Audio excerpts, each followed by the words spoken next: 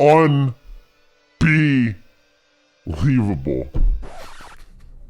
I'm laughing. And many of you think I'm probably losing my mind. I'm laughing because I'm thinking about the collective incompetency on display. And it's hilarious to me. Because it's easy to just point at one company, right? Just be like, man, what are you doing? But we got Disney, Sony, Embracer, Aspire, Saber. You want to throw it back even further when I was campaigning BioWare? That's a long list. In a day and age of remakes where the blueprint is so simple. Here's the game. Let's do it again. It's right there. You're not even making a new thing. It's right there. And we still find a way to absolutely blow it. Incredible. I know many people are going to stumble upon this video. These YouTubers. So reactionary for the view. No. If you don't know what KOTOR means to me, you problem, not me. Someone down below will explain it to you, or this video will convey it to you. But this is first recording, just firing it up. I'm getting a lot off my chest. I have so much naturally to say.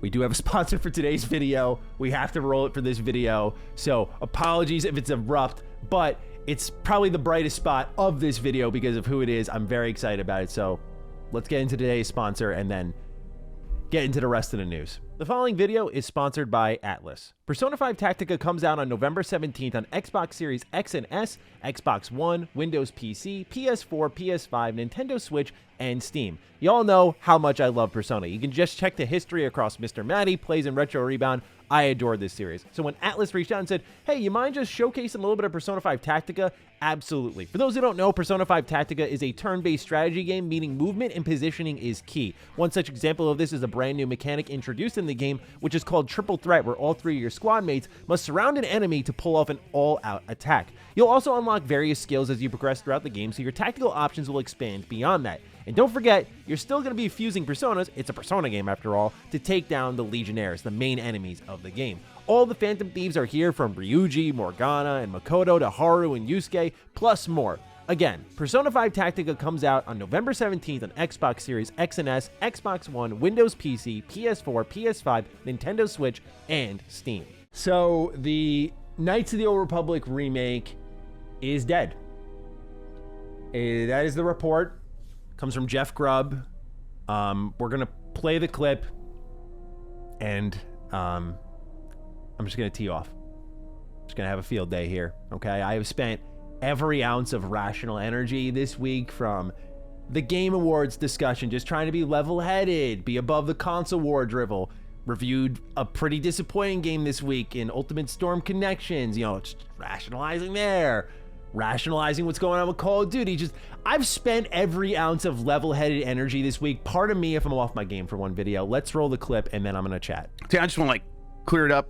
This game is not being worked on right now. Just full stop.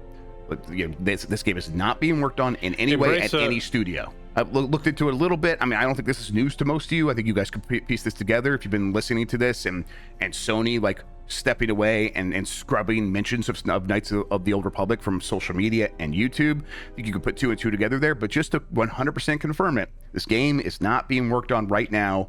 Many of you are probably clicking in, and I know just how the internet works. I've done this for half my life.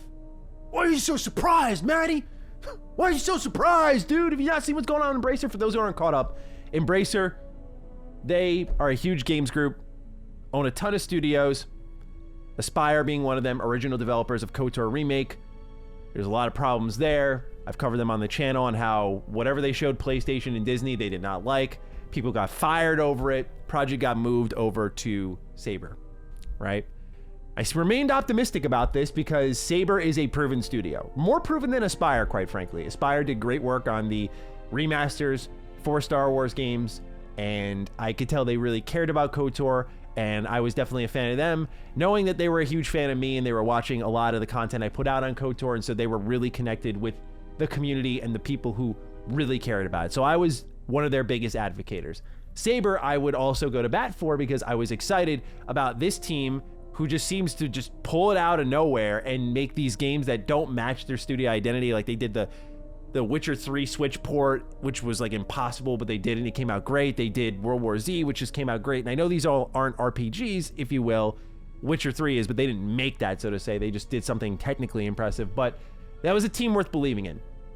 You know, would it have been my first pick on my list? No, Larian would have been.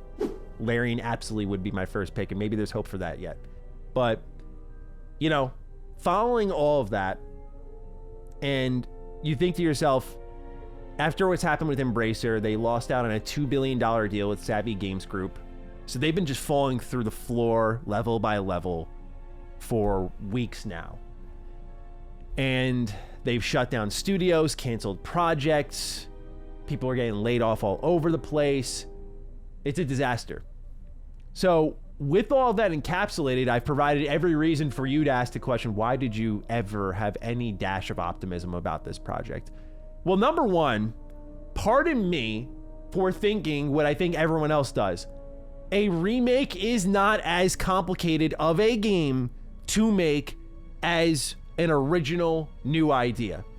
The blueprint is right there. I can load up my original Xbox, fire KOTOR the fuck up, and look at it and be like, all right, we're gonna make this hallway in the terrace apartments, and it's gonna look just like, there's no concept art, mood boards, conveying visions, written ideas, none of that shit. It's right there, right? So part of me, if step one, I thought this may be an easier task, but step two, Embracer, falling through the floor, laying off people, saving money where they can because they lost out on a massive deal. Okay, got it. But this is Star Wars we're talking about. If I'm Embracer and I'm looking at everything they're making, by the way, this is the team that has like, I'm talking like hundreds of developers, and they're working on all these little whatever mobile games. Yeah, I get why those may get the axe, but like when you're looking at Star Wars, to me, that's like a life vest, you know, keeps you afloat. If this hits, this might be a big one for us, which is why, for example, Dead Island 2 was such a huge blessing to Embracer because it was this surprise hit. And I've said time in, time out that if Dead Island 2 wasn't as good as it was and didn't perform as good as it did, that company also would have been axed, right? With KOTOR Remake, to see it passed around as long as it did, it's funny, Dead Island 2 does give me some hope because that game is awesome, that maybe KOTOR Remake will see the light of day one day under a new team and come out and actually be great.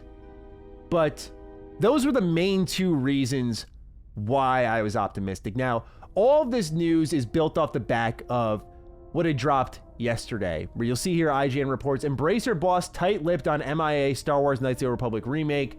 During a financial presentation, Embracer CEO Lars Wingefors remained tight-lipped when asked how he was feeling about the KOTOR remake. Quote, I notice anything I say to this becomes a headline, so that is my only comment, end quote. Furthermore, before all of this, the trailers have been taken down. Social media presence has been removed for the KOTOR remake. So you'll see here, PlayStation actually addressed that, calling it a normal part of business. Sony is assuring concerned fans that it only scrubbed the KOTOR remake trailers from its YouTube channel because of an expired music license. As part of normal business, we delist assets with licensed music when the licenses expire. Meaning that, as I had reported, this game was supposed to come out way sooner, and it has been in absolute turmoil for a while now.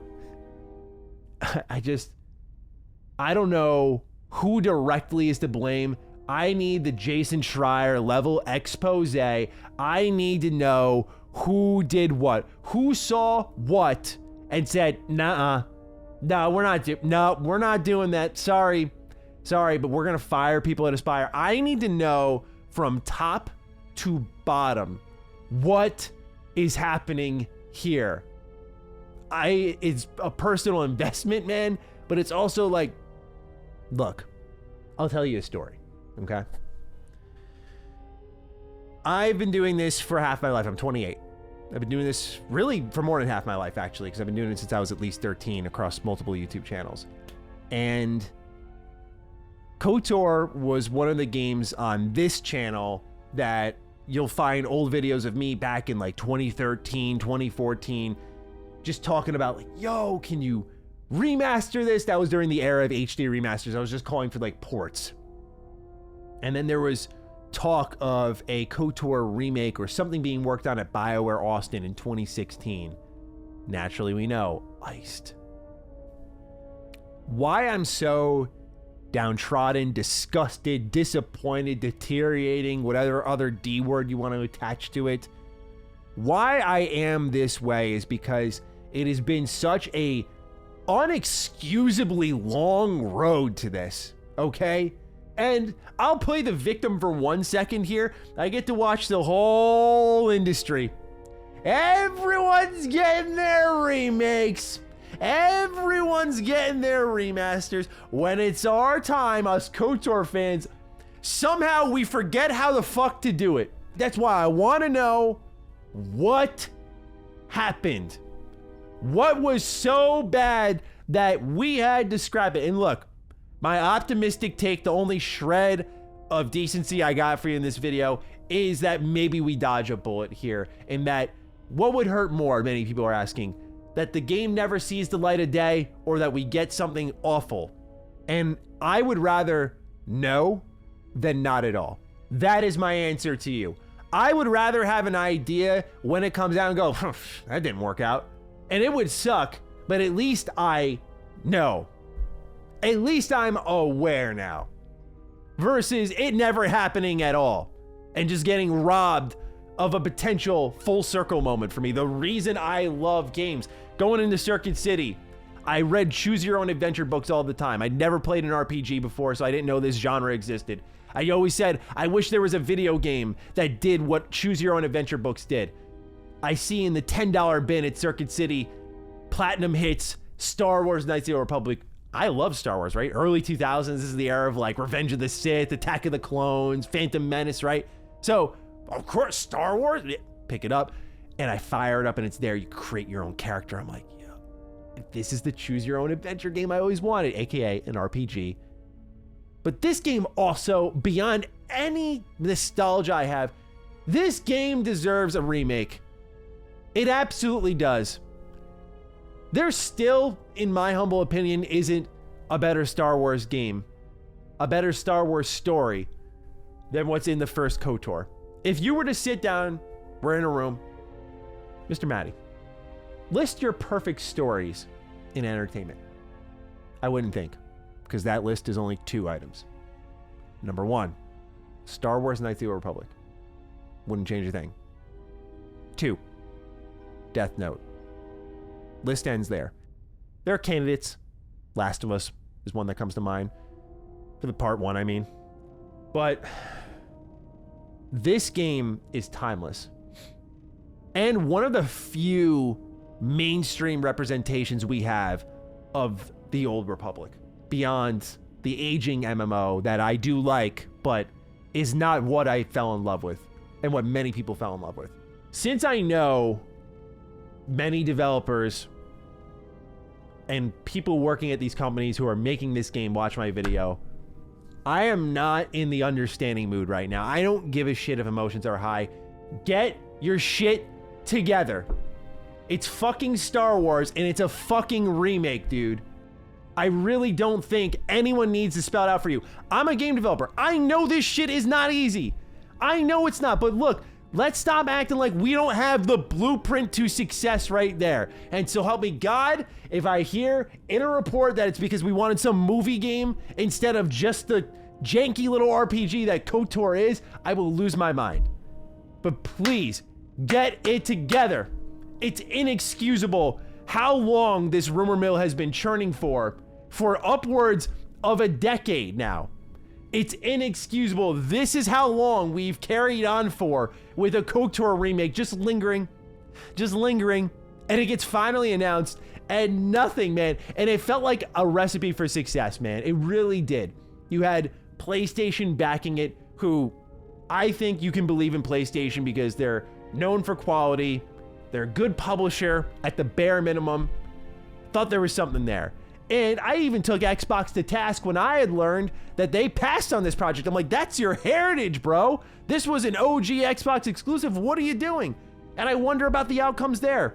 What happens if Xbox gets involved? Who is to blame here? I guess at the end of the day, that doesn't really matter. That's where my emotions are talking, right? But at the end of the day, we need to get it together, okay? We need to figure this out. Team, let's figure it out and get this back on track. If not, Embracer, sell it off, ship it to someone who will come in and take good care of it. Larian, hello? Please save us. Please save us. I'm not even saying that because of Baldur's Gate 3. I'm saying that because of Divinity Original Sin. I'm saying this because of the absolute legacy of incredible RPGs you've made. Larian, you are our only hope. Save us, dude. Please. Because I don't know who else this gets handed off to who can actually do a good job and make sure they're communicating with fans and doing the right thing. I've gone on long enough. Thank you for tolerating me this video. I know I don't behave this way often. I'm sure for many of you it's sobering. Like, wow, just let them have it. But seriously, I'm not in the rationalization type mood. This is ridiculous. And maybe it was just the straw that broke the camel's back. Sure, all the signs are written on the wall. I'm not denying that. But this is ridiculous. So thank you for tolerating me. Thank you for just listening and letting me tee off. I hope it was, at least for you KOTOR fans out there, cathartic. Because I'm out here trying to fight for you too. Like, I know I'm no hero. I'm not trying to act like one. I'm not the main character here, bro. I'm not trying to be one. I'm just trying to use my platform to push to these developers and publishers that we want this thing. And we wanted it yesterday. There was a KOTOR 3 that was canceled. Like, what? This should be the least cursed franchise, and somehow it is the most cursed franchise. Next to Battlefront, which can't reach 3 for some reason, and DICE shut down support of that 3.5 years. Just ridiculous, man. I can't get over how they treat this series, man. It disgusts me at times. Like, Respawn is literally the beacon of hope right now in the midst of Star Wars games. I am looking forward to Star Wars Galaxies, but man, or whatever the hell they call it, fucking Star Wars, I don't know. My brain's shutting off now. The Ubisoft game, I'm done. I don't want to go on much longer. Yeah. It's enough. On to the next video. So clean slate. I'm done. Thank you so much for tuning in. Appreciate you. Have a good one. Peace out.